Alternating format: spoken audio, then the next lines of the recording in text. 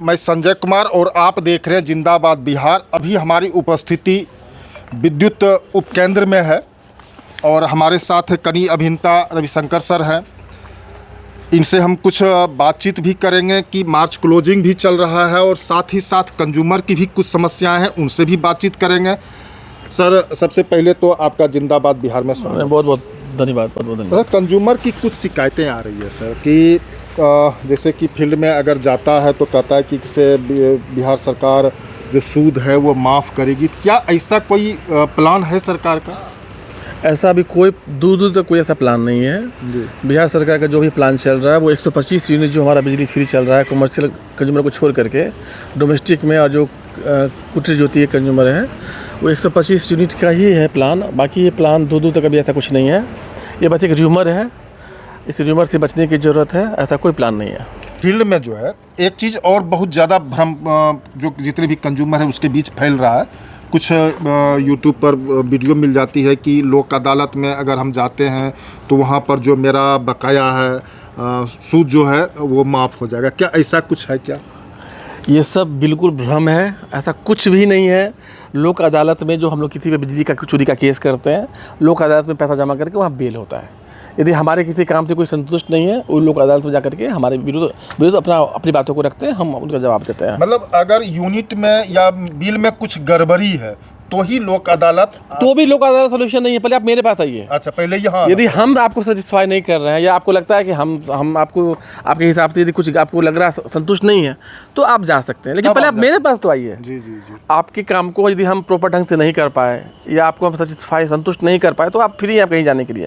लोक अदालत इसीलिए है, बिजली माफ नहीं होगा। लोक अदालत कोई सोल्यूशन नहीं है। ये सब बस र्यूमर है, ये सब हवाबाजी है, ऐसा कुछ नहीं है। ना तो आपका ब्याज माफ़ होने जा रहा है, आपको बस 125 यूनिट फ्री बिजली मिल रही है और इसी का जो प्रेशर है हम लोग अभी सही से उठा नहीं पा रहे हैं, तो बिजली माफ़ है इसका तो कोई भी मतलब ही नहीं है। बिल्कुल दूर तक ऐसा कुछ नहीं है। सर, जिनके पास बकाया है कि मार्च क्लोजिंग है, उसके पास 30,000, 40,000, 50,000 ऐसे कैसे जमा करेगा?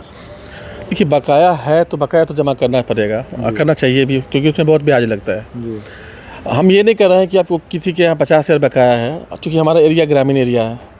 तो ग्रामीण एरिया सब लोग मैक्सिमम जो हमारे कंज्यूमर है वो कृषि पे ही आधारित है। तो किसी का यदि 50,000 का बिल हो गया है तो करंट में यदि 125 यूनिट का उनको फ़ायदा मिल रहा है तो उनको तो करंट मंथ का से फ़ायदा मिल रहा है जी। जो उनका पिछले का जो भी उनका बकाया है तो कम से कम हम ये नहीं कर रहे कि इनके यहाँ 40,000 बिल है तो अब हमको 40,000 ही चाहिए। अब कुछ करके जमा करना शुरू करो आप, 5,000, 6,000, 7,000, 10,000, 8,000 जैसे आपको है, क्योंकि वो आप जो इस चक्कर में हो कि यदि बकाया हमारा है तो माफ़ हो जाएगा, ऐसा कुछ नहीं होने जा रहा है।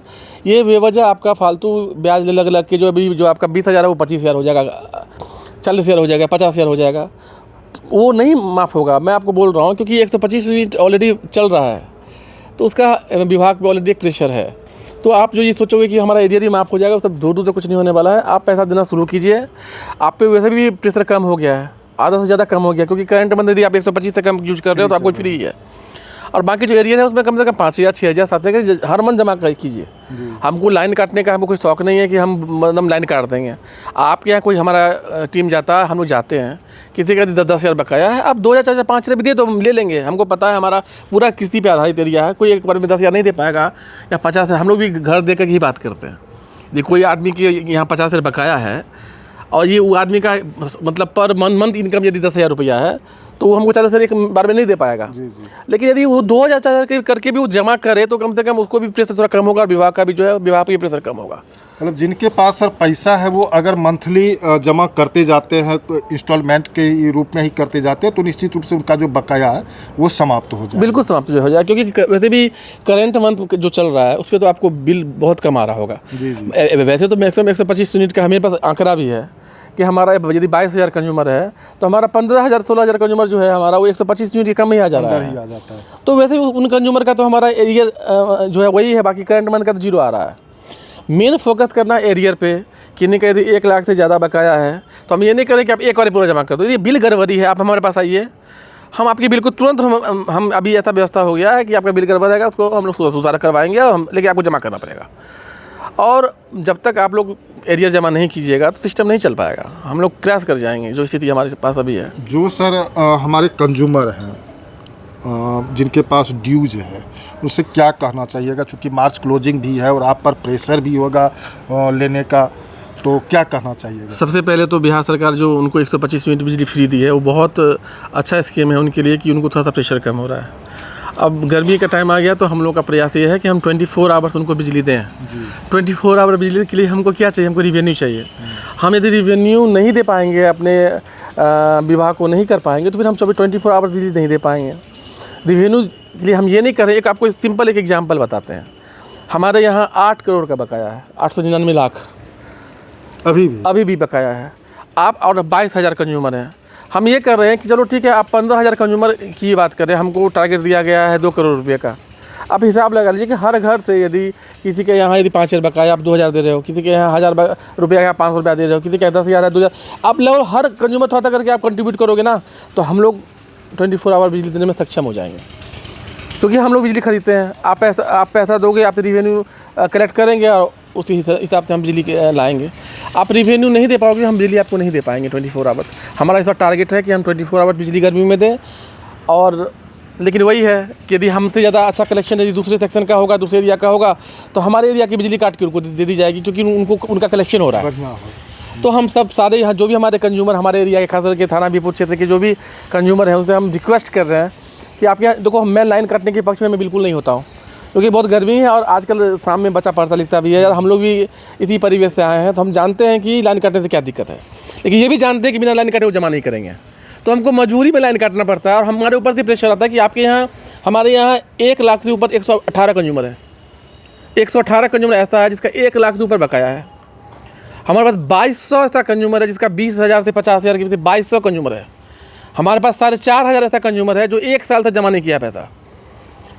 तो इतने, अब 1 साल से 4,500 कंज्यूमर ऐसा है 22,000 में जो 1 साल से पैसा जमा नहीं किया है, तो फिर हम कैसे चला पाएंगे सिस्टम को? जी।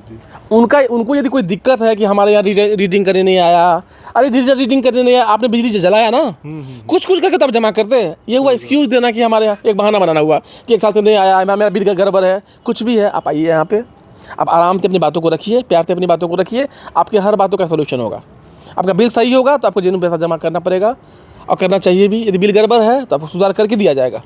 चलिए, बहुत बहुत धन्यवाद सर। चूँकि देखिए, ये हमारे कनीय अभियंता रविशंकर सर थे, जो कि जितने भी फील्ड में समस्याएं आती है, कुछ भ्रामक वीडियो भी चलते हैं कि लोक अदालत में जाएंगे तो वहाँ पर जो है मेरा बिजली बिल जो है वो माफ़ हो जाएगा या सूद माफ़ हो जाएगा। तो इस ढंग की कोई भी बिहार सरकार की योजना नहीं है। अगर आपको कोई समस्या है तो पहले आप बिजली ऑफिस आवें, यहाँ पर आवेदन दें। अगर सुधार न होती है, सुधार करने वाला अगर है, सुधार अगर नहीं कर रहे हैं, तो आप लोक अदालत जा सकते हैं। बाकी यहाँ पर कोई भी जो आपका बिजली बिल है वो आपको देना ही पड़ेगा। बहुत बहुत धन्यवाद। Thank you.